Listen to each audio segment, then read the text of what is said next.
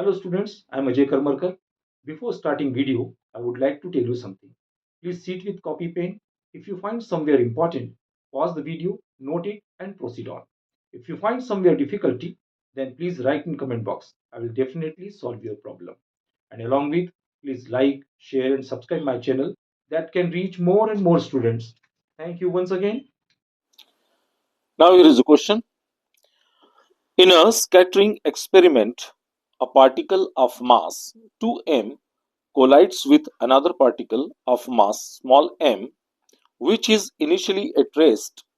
Assuming the collision to be perfectly elastic, the maximum angular deviation theta of the heavier particle, as shown in the figure, in radian is. Here we have given four options. Options are A. Pi, B. tan inverse 1 by 2, C. Pi by 3 and D. Pi by 6.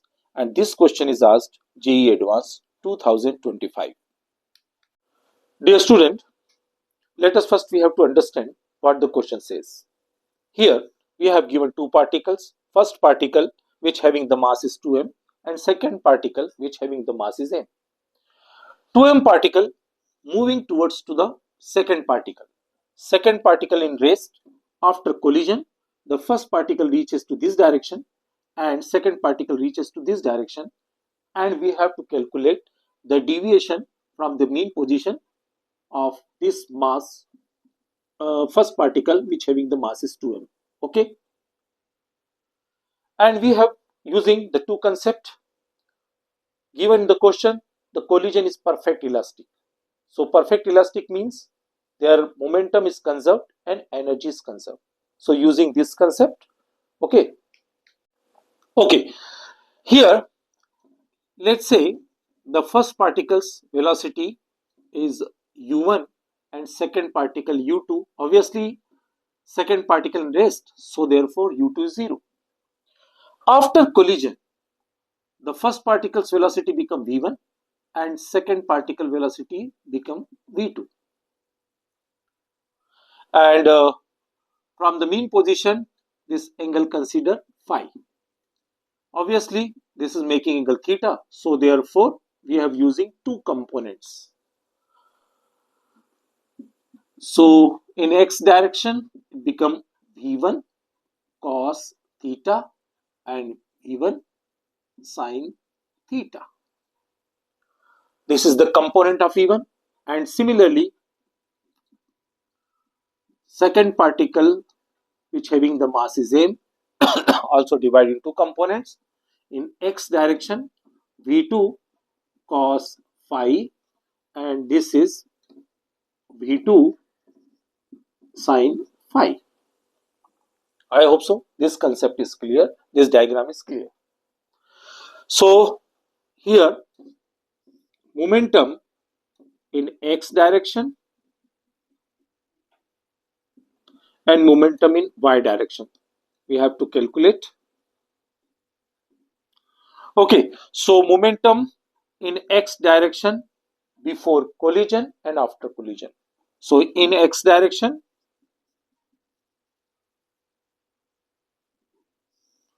so momentum before collision in x direction 2m, velocity is u1, and here obviously second particle that is in rest, so therefore momentum is 0, is equal to what is mass of first particle 2m, and what is the velocity in x direction v1 cos theta, and the mass of the second particle m, and v2 cos phi. Here m taking common and cancel out. Now it become 2u1 is equal to 2v1 cos theta plus v2 cos phi. Now it can be written as 2u1 minus 2v1 cos theta is equal to v2 cos phi. Consider first equation.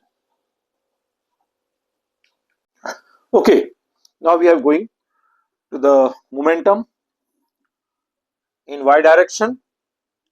Here before collision there is no any momentum in y direction, so therefore 0 is equal to momentum in y direction. First particle mass is 2m and velocity is v1 sine theta, and in y direction there is momentum of second particle, mass is m, v2 sine phi, but sign is negative because the positive y direction and negative y direction. Okay, so transposing these terms, m v2 sine phi is equal to 2m v1 sine theta, here m cancel out, then v2 sine phi is equal to 2v1 sine theta. This is second equation.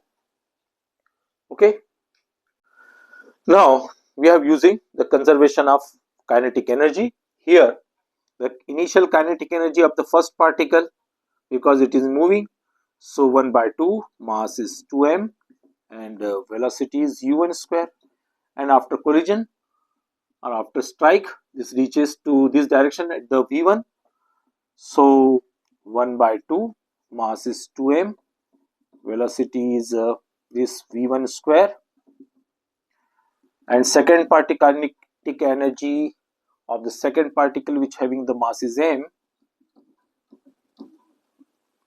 and velocity is v2 square. Okay, so 2 getting common and cancel out, so 2m u1 square is equal to 2m v1 square plus m v2 square. Again m common and cancel out, now it becomes 2 u1 square is equal to 2 v1 square plus v2 square. Okay, so v2 can be written as 2 u1 square minus 2 v1 square is equal to v2 square. This is the third equation. Clear? Okay, so here for our convenience I have written all these three equations which we have find out. So from the first equation, 2 u1 minus 2 v1 cos theta is equal to v2 cos phi. Okay, and simplified by squaring both the sides by using the identity a minus b whole square, a square plus 2 a square minus 2ab plus b square. So here 4 u1 square minus 2 to the 4 to the 8, so 8 u1 v1 cos theta plus 4 v1 square cos square theta is equal to v2 square cos square phi. Clear? As we know that cos square phi can be written as 1 minus sine square phi. So 4 u1 square minus 8 u1 v1 cos theta plus 4 v1 square cos square theta is equal to v2 square, and cos square phi can be written as 1 minus sine square phi. Then 4 u1 square minus 8 u1 v1 cos theta plus 4 v1 square cos square theta is equal to v2 square minus v2 square sine square phi. Okay, so here v2 sine phi, v2 sine from the second equation, v2 sine phi can be written as 2 v1 sine theta. Is it okay? So 4 u1 square minus 8 u1 v1 cos theta plus 4 v1 square cos square theta. v2 also, v2 square can be written as this term, means 2u1 square in the place of v2.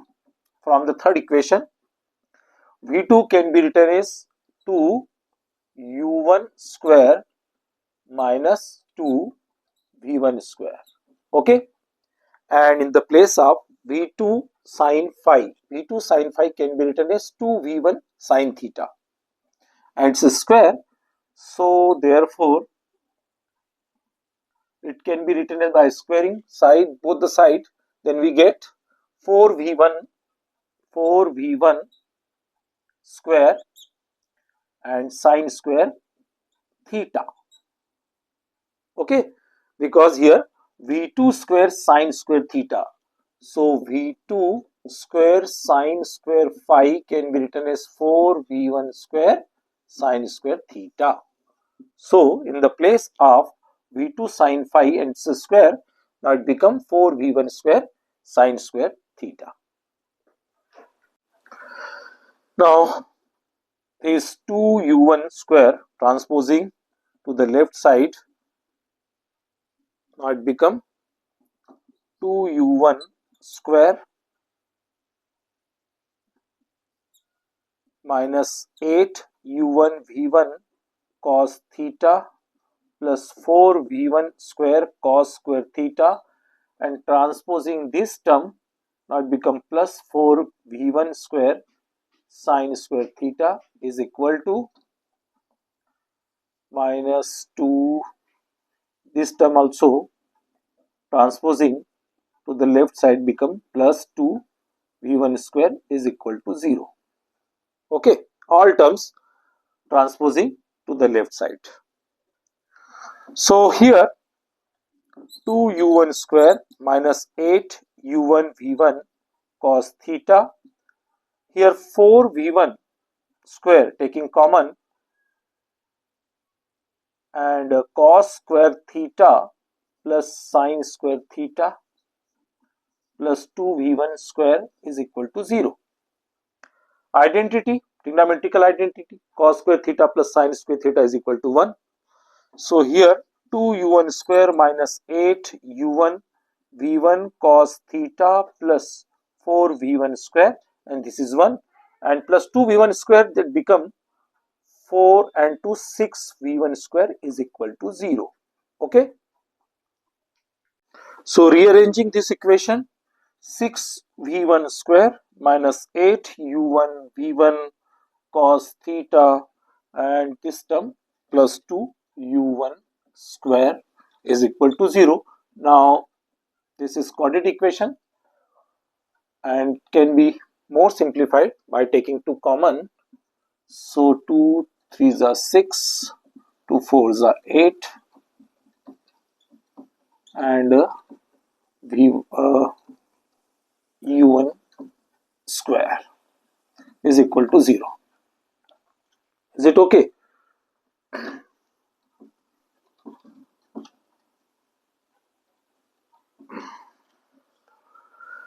Now it can be written as 3v1 square minus 4u1 v1 cos theta plus u1 square is equal to 0. So here, considering this is variable,